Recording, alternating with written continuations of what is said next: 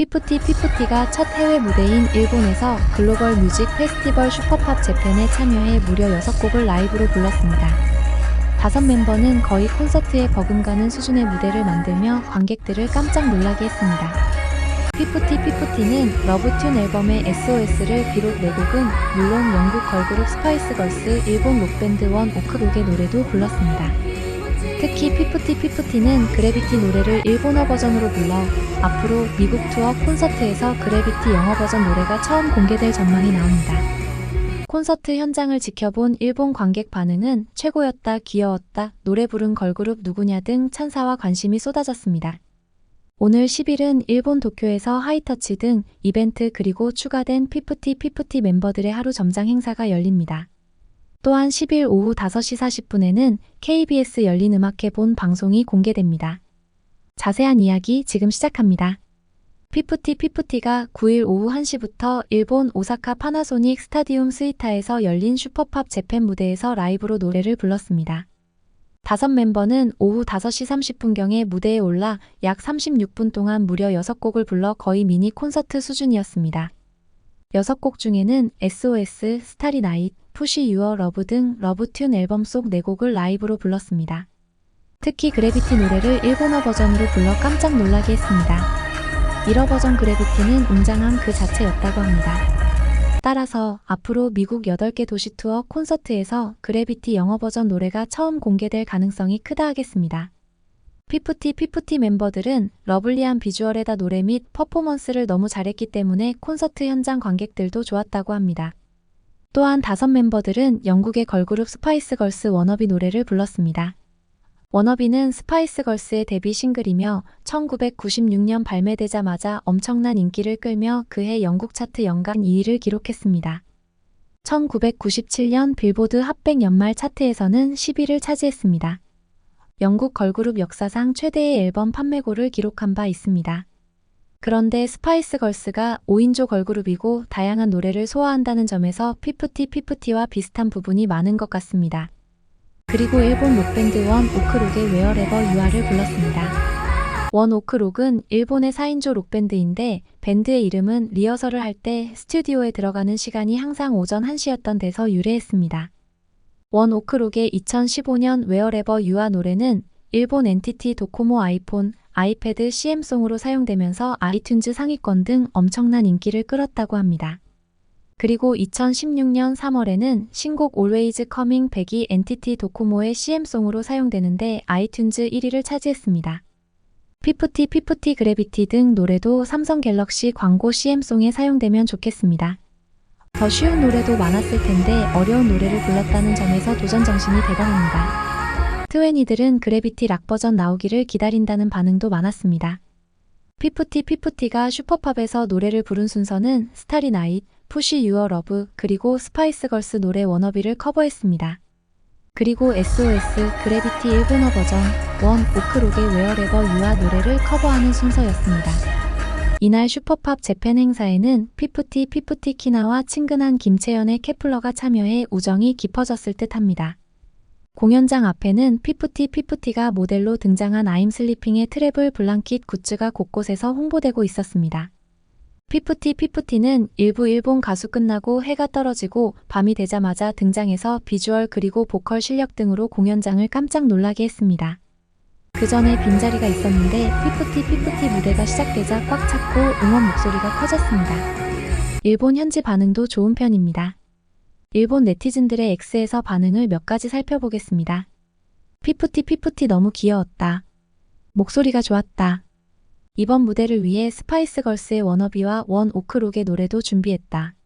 슈퍼팝을 보았다. 피프티의 일본 최초 라이브 최고였다. 문샤넬 귀여웠다. 피프티는 모두 노래를 잘할 수 있는 범위 내에서 일본어도 열심히 해서 미소가 지어졌다. Wherever You Are 커버 좋았다. 피프티 노래 끝나고 주위 사람들이 지금 아이돌 어떤 그룹이냐? 정말 귀엽다고 말하면서 찾아보고 감격해했다. 피프티 보러 슈퍼팝에 갔는데 설마 그래비티 일본어 버전이 나올 줄 몰라 엄청난 환호성을 보냈다. 이런 페스티벌의 처음인데 라이브로 첫 곡이 나올 때 진짜 현장에 왔다고 느꼈다. 슈퍼팝 2024에서 피프티는 최고였다. 유튜브 등으로 보고 키나 짱 좋아 라고 생각했지만 라이브로 봐도 키나 짱이 제일 멋지게 했고 귀엽다.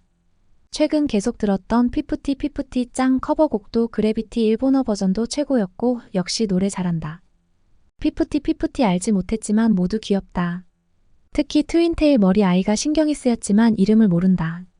이날 트윈테일 머리는 하나였습니다. 한 케플러 팬은 공연은 좋았다. 케플러만 봐도 괜찮다는 마음으로 왔는데 피프티 피프티 그래비티 최애곡 일본어 버전으로 직관해서 큰 행복.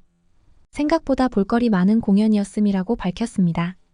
한편 피프티 피프티는 10일 일요일에는 기존 이벤트에다가 추가로 하루 점장 이벤트도 실시한다고 합니다. 5멤버들이 판매 부스에 방문해 러브튠 앨범 5장을 구입하면 직접 상품을 건네주는 행사라고 합니다. 행사 장소는 도쿄 소라마치 스페이스 634입니다. 또한 미니 토크쇼에 이어 멤버 전원 하이터치회, 그룹샷 촬영회, 멤버 전원 사인회 등을 진행합니다.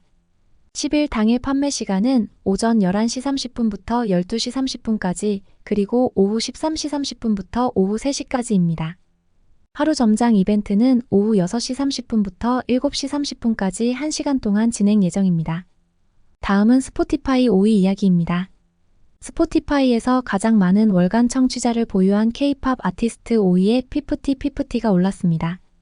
순위를 보면 1위 방탄소년단 BTS, 2위 블랙핑크 로제, 3위 BTS 정국, 4위 블랙핑크 제니, 그리고 5위 피프티 피프티, 6위 블랙핑크 순이었습니다.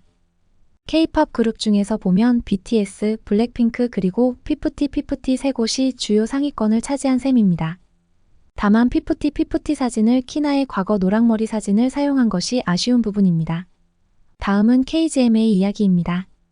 피프티 피프티가 오는 16일과 17일 양일간 인천 인스파이어 아레나에서 열리는 제1회 코리아 그랜드 뮤직 어워즈 KGMA에 초대된 가운데 갤럭시의 탄생이란 테마로 총 100곡에 달하는 메머드급 무대들이 예고돼 있습니다. 갤럭시의 탄생이라는 주제이다 보니 피프티 피프티의 서사 그리고 그래비티 등 노래와도 일맥상통한 것 같습니다. KGMA의 영상 플랫폼 키스위 2024 KGMA 라이브 스트리밍 티켓은 지난 4일 오픈되자마자 동시 접속자 수가 7만 명을 돌파했다고 합니다.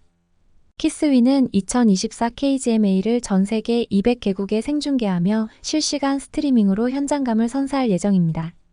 17일 송데이에는 에스파 멤버 윈터와 배우 남지연이 MC를 진행하며 피프티 피프티를 비롯 나우어데이즈와 니쥬, 데이식스, 라이즈, 송가인, 에스파, 에이티즈, NCT 위시, 우기, 유니스, 이찬원, 제이오일, 클라시, 트레저 등이 출연합니다.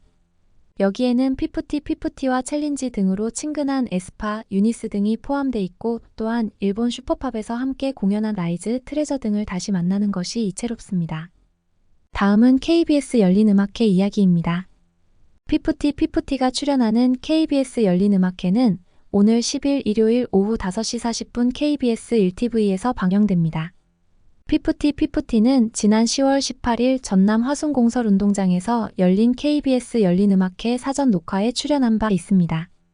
KBS 열린음악회에는 피프티 피프티를 비롯 유명 트로트 가수 김용임, MBN, 불타는 트롯맨 우승자 손태진, 부부걸, 육중한 밴드 등이 출연합니다.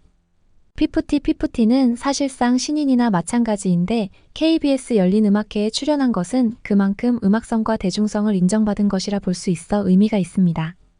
다음은 소소한 이야기입니다. 하나는 위버스 커뮤니티의 첫 해외 공연이고 큰 무대여서 긴장을 많이 했지만 잊지 못할 추억을 또 하나 만들었네요. 언제나 응원해주시는 트웨니분들 너무너무 고맙습니다. 처음으로 책 추천을 해볼게요. 부담 없이 틈틈이 읽고 있는 소설이에요 라면서 김호연의 나의 돈키호테를 추천했습니다. 그래비티 뮤직비디오는 유튜브 프리징 현상이 지속된 가운데 900만 뷰를 돌파했습니다. 그래비티 노래는 멜론에서 핫1 63위에 오르는 등 역주행을 이어가고 있습니다. 여러분들은 여러가지 이야기 어떻게 생각하시나요? 구독, 좋아요는 더 좋은 영상 제작에 큰 힘이 됩니다. 시청해주셔 감사합니다.